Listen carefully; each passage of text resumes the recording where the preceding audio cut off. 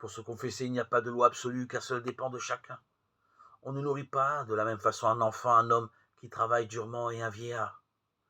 Si la confession est le moyen de retrouver notre liberté, est le moyen efficace de la restauration de notre dignité, de notre vocation, de l'appel positif qu'il y a en nous. C'est de notre responsabilité de nous confesser. Il ne peut y avoir de rythme fixe. Se confesser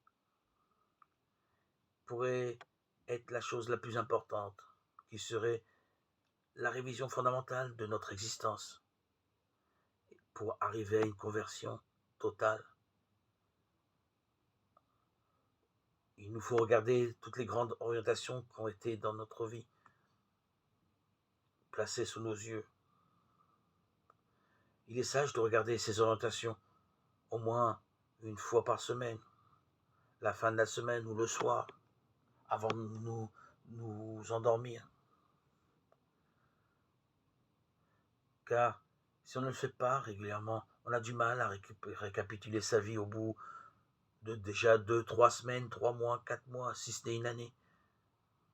C'est un travail de longue haleine, de patience, régulier, quotidien, pour pouvoir savoir faire ce qu'il nous est bon de faire pour venir à Dieu.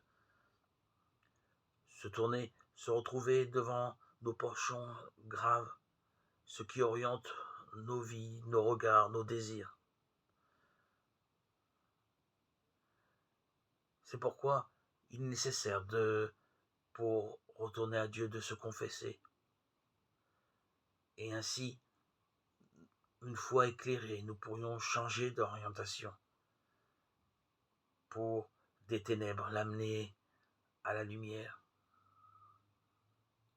Mais il ne s'agit pas simplement d'un acte, mais aussi d'une habitude à prendre. Même dans les zones qui ne nous paraissent pas essentielles, dans les plus petits détails de notre vie. Redisons au Seigneur nos petits péchés au-delà du simple choix. Organisons les choses de telle sorte que notre conscience décide d'une orientation. Dieu nous guidera sur le chemin.